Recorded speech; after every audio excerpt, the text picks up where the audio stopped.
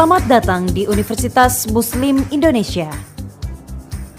Universitas Muslim Indonesia UMI Makassar sebagai lembaga pendidikan dan dakwah yang memiliki peran besar dalam menghasilkan sumber daya manusia berkualitas, berilmu amaliyah, beramal ilmiah, dan berakhlakul karimah, berkompetensi handal yang mampu bersaing di pasar global.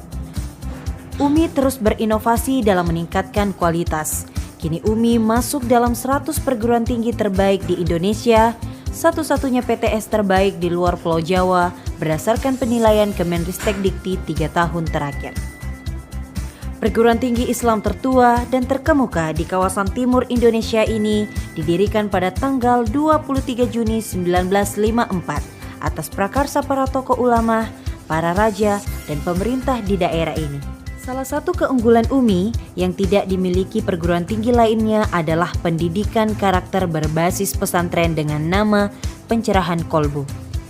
Program ini menunjukkan bahwa UMI tidak hanya mampu melaksanakan misi Tridharma perguruan tinggi yang berwawasan duniawi, tetapi juga mampu mengembangkan segi pendidikan yang berwawasan ukrawi.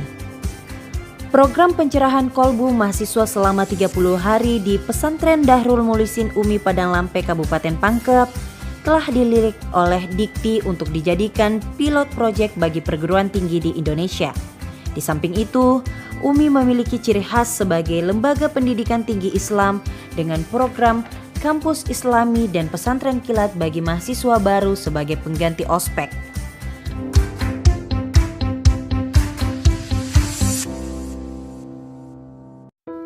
Program studi agribisnis didirikan pada tahun 1987. Pada awalnya, program studi agribisnis ini bernama Program Studi Sosial Ekonomi Pertanian.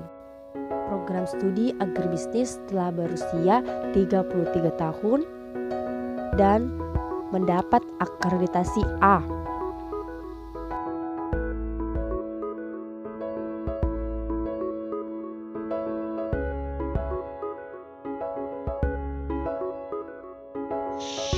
Assalamualaikum warahmatullahi wabarakatuh. Perkenalkan, nama saya Yunus Armis, tahun 83/2020/0020. Saya Surayanya, tahun 08/3/2020/0021. Kami dari program studi agribisnis Fakultas Pertanian Universitas Muslim Indonesia.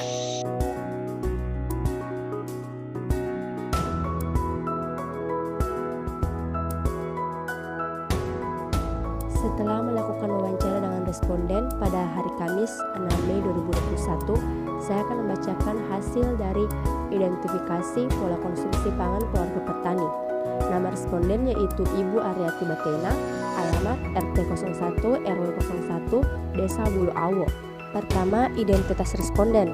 Umur responden yaitu 38 tahun, pendidikan SMA, nama kepala keluarga yaitu Bapak Iskandar, umur kepala keluarga 42 tahun, pendidikan kepala keluarga SD, pekerjaan pokok kepala keluarga sebagai petani, pekerjaan sampingan kepala keluarga sebagai tukang bangunan, pendapatan rumah tangga sebanyak 7 juta per panen.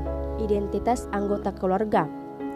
Nama anggota keluarga yang pertama, Frika Wahyuni, jenis kelamin perempuan, umur 19 tahun, pendidikan SMA. Yang kedua, Fatika Angreini, jenis kelamin perempuan, umur 10 tahun, pendidikan SD. Yang ketiga, Fajrit Aditya, jenis kelamin laki-laki, umur 9 tahun, pendidikan SD. 2. Deskripsi pola konsumsi pangan anggota keluarga. Waktu di pagi hari, jenis pangan yang dikonsumsi yaitu nasi sebanyak setengah liter, tahu sebanyak 4 potong, telur sebanyak 2 butir. Pada siang hari, jenis pangan yang dikonsumsi yaitu nasi sebanyak setengah liter, tahu sebanyak 4 potong, telur sebanyak 2 butir. Dan pada malam hari, jenis pangan yang dikonsumsi yaitu bakso sebanyak 5 porsi. 3. Stabilitas ketersediaan pangan. Anak-anak dari Ibu Aryati mempunyai kebiasaan sarapan. Jenis makanan yang dikonsumsi lebih dari 4 kali dalam seminggu yaitu nugget. Anggota keluarga makan makanan pokok sebanyak 3 kali dalam sehari. Keluarga selalu merasa cukup dengan makanan yang disiapkan di rumah. Ibu Aryati sering makan secara bersama-sama dengan semua anggota keluarganya di rumah. Alasannya yaitu agar anak-anak mempunyai semangat untuk makan. Anak dari Ibu Aryati mempunyai kebiasaan jajan. Jenis makanan yang sering dikonsumsi misalnya kerupuk dan biskuit. 4. Akses memperoleh pangan. Rumah tangga memiliki lahan sendiri sekitar kurang lebih 1 hektar. Jenis komoditi yang diusahakan yaitu padi. Rumah tangga tidak memiliki cadangan pangan. Semenjak orang tua Ibu Aryati meninggal. Upaya yang dilakukan sehingga rumah tangga tetap dapat memenuhi kebutuhan konsumsi anggota keluarga yaitu dengan berusaha dan bekerja. Anggota rumah tangga mendapatkan bahan pangan dengan membeli di pasar. Ibu Aryati sering melakukan variasi atau diversifikasi menu sehari-hari. Jenis variasinya yaitu ikan bakar, tumis kangkung, dan sayur pare. Di lingkungan keluarga Ibu Aryati mempunyai kebiasaan saling memberi atau bertukar bahan pangan. Bahan pangan yang dipertukarkan tersebut belum diolah. Jenis pangan yang sering dipertukarkan Ibu Aryati yaitu pisang dan ubi kayu. Itulah tadi hasil wawancara dari saya dengan responden pertama di kelompok kami atas nama Ibu Aryati Batena. Baiklah, saya akan membacakan hasil praktek lapang identifikasi pola konsumsi pangan keluarga petani. Studi kasus di Desa Benteng, Kecamatan Pitung Panua, Kabupaten Wajo. Nama responden Ibu Sukma, alamatnya RT 1 RW 1 Dusun Bulu Awo. Pertama, identitas responden, umurnya 45 tahun, pendidikannya SMP, nama kepala keluarga Ali, umur kepala keluarga 62 tahun, pendidikan kepala keluarga SD, pekerjaan pokok kepala keluarga wira swasta, pekerjaan sampingan kepala keluarga tidak ada, pendapatan rumah tangga tidak ada. Identitas anggota keluarga. Anak pertamanya Nirmawa, umurnya 21 tahun, pendidikannya SMA. Anak kedua Muhammad Erwin, umur 12 tahun, pendidikan SD. Yang terakhir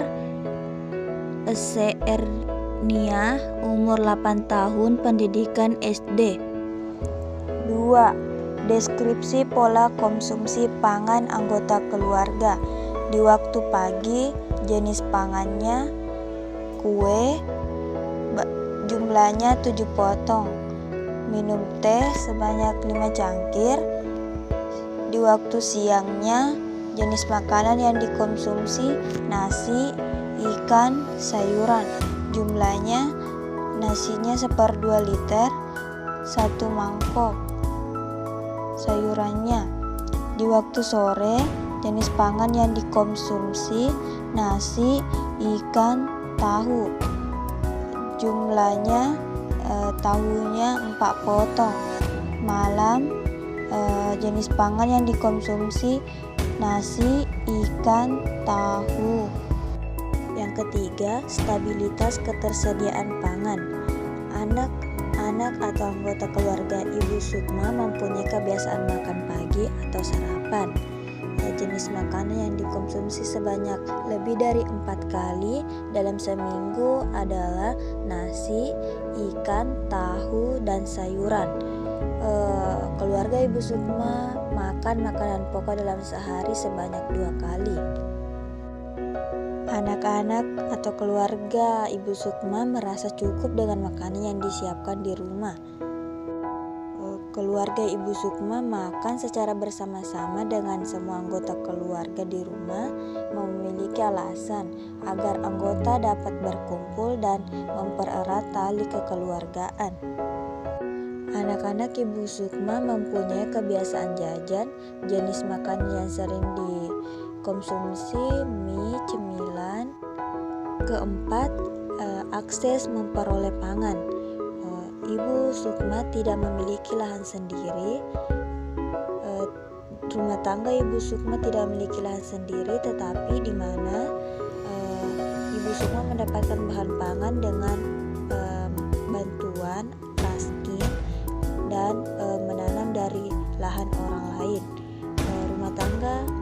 cadangan pangan agar ketersediaan pangan rumah tangganya dapat berlangsung. Upaya yang dilakukan Ibu Sukma sehingga rumah tangganya dapat memenuhi kebutuhan konsumsi anggota keluarganya dengan bekerja.